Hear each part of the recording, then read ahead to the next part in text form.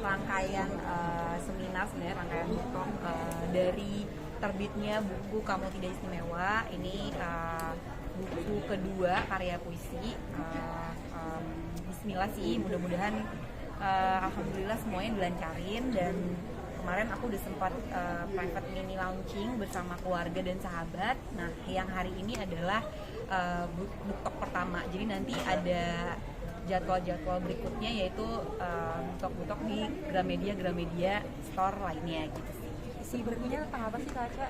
Yang kali ini, buku yang kedua ini kali ini tentang Ya, jadi Kamu Tidak Istimewa ini sebenarnya kiasan tentang dimana kita ini bukan satu-satunya makhluk Allah yang diuji. Jadi jangan pernah merasa yang paling menderita sendirian, karena setiap makhluk yang Allah cintai itu pasti semuanya diuji. Jadi kita bukan satu-satunya pemeran utama di dunia ini, karena banyak sekali orang-orang yang juga lagi berjuang dalam hidupnya. Cuman kadang kita selalu fokusnya terhadap satu ujian, padahal nikmat-nikmat Allah tuh begitu luas gitu sih. Jadi sebenarnya lebih ke kayak gini sih, kasarnya kayak Allah tuh bukan yang paling menderita lagi gitu. Jadi intinya kayak gitu sih, makanya kenapa judulnya Kamu Tidak Istimewa. Nulisnya sendiri berapa lama? 2 bulan ya? Nulisnya 2 bulan. Itu apa sih yang bikin nulisnya tuh cepet gitu? Iya, ke-trigger nulisnya cepet. Dan itu kapan sih nulisnya gitu? Jadi alhamdulillah karena deadline dari editor saya juga cepat-cepat ya, jadinya juga atas izin Allah, ya Allah mudahkan gitu. Aku bikin puisinya juga cepat, karena kan berarti total puisinya itu ada sekitar 76 puisi gitu, kalau nggak salah ya, 76 atau 73 gitu deh. Jadi itu harus diselesaikan dalam waktu kurang lebih 2-3 bulan gitu, untuk mempercepat juga proses ilustrasinya, karena kalau aku bikin puisinya lama, maka proses ilustrasinya pun juga jadi lama gitu. Jadi benar-benar harus disesuaikan dengan deadline gitu sih.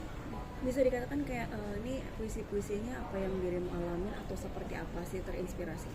Jadi sebenarnya kalau ngomongin terinspirasi, ini tuh nggak mutlak atau murni tentang kehidupan aku ya, tapi lebih ke semua yang aku temuin gitu. Jadi ini bukan misalnya puisi A itu tentang aku, enggak. Itu bisa jadi tentang orang yang bahkan aku nggak kenal. Bahkan aku dengan ketemu Mbak sekilas gini aja, atau ketemu sama teman-teman, itu bisa aku jadiin puisi gitu. Jadi buku aku ini bukan tentang aku, apalagi biografi, nggak sama sekali. Jadi bukan kisah hidup Natasha Rizky atau apapun itu, tapi benar-benar mengambil inspirasi dari orang-orang terdekat aku, orang-orang sekitar aku, bahkan anak-anak aku, bahkan orang-orang yang aku nggak kenal sekalipun gitu.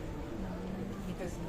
Pernah merasa stuck saat nulis nggak sih? Terus cara ngembaliin moodnya itu gimana kan?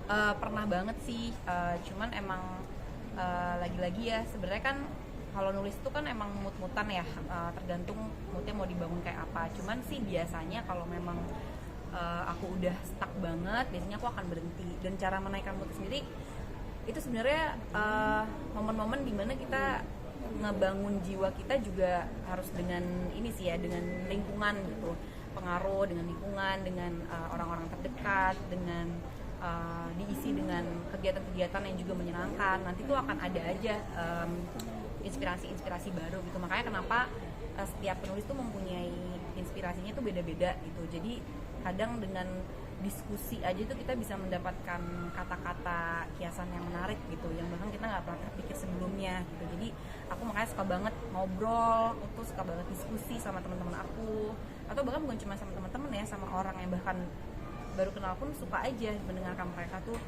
ngobrol, bicara gitu. Terus sering banyak-banyak searching, sering baca juga, sering searching juga, sering banyak-banyak nanya sama orang. Jadi kadang lisan-lisan dari mereka tuh yang bisa jadi ada hikmah di dalamnya gitu. Itu yang biasanya aku masukin ke puisi. Cak, kemarin juga kan sempat kayak disupport sama mantan.